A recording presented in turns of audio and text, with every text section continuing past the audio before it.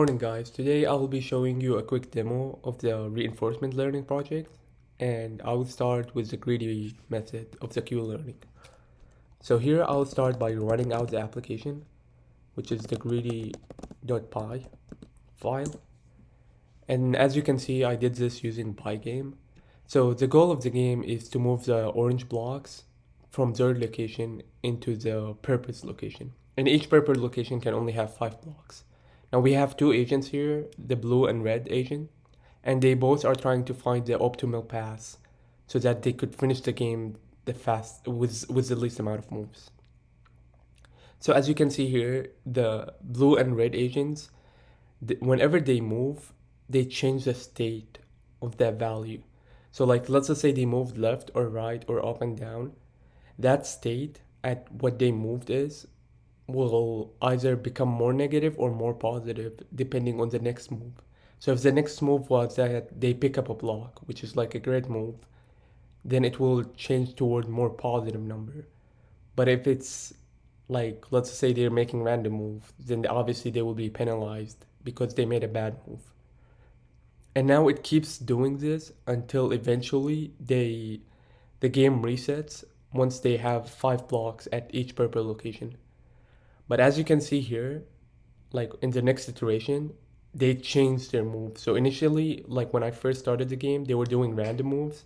Now they were doing more optimal moves and optimal solutions.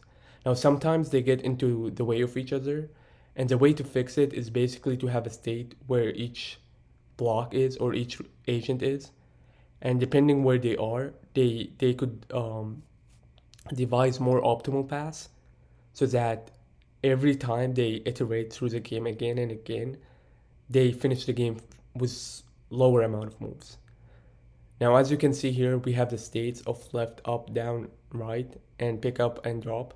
And what this means is every time they move and the action that the state is in will have a number. And the more positive the number is, the more likely the agent will pick that move, and the lower the number is, the least likely the agent will make that move. And the reason being is we want to penalize the agents when they make bad moves so that they don't do it and they do more good moves like picking up a block and moving towards the block.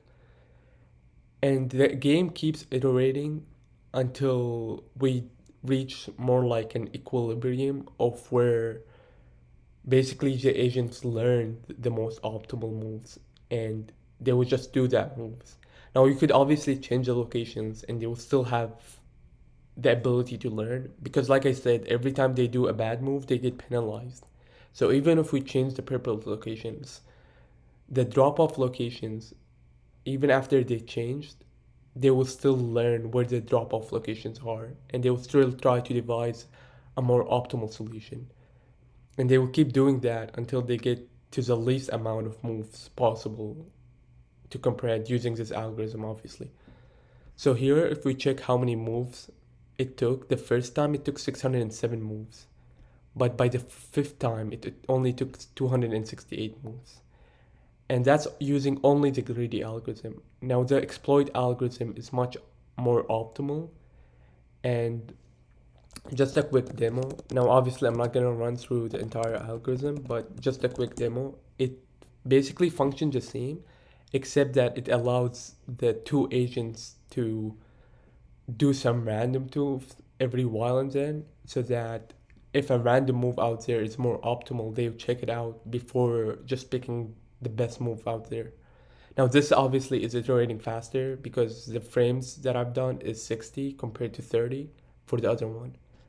But as you can see here, this one will this one was obviously terrible at the beginning because it was doing random moves, but at the very end it slowly gradually start to decrease down in terms of the number of moves.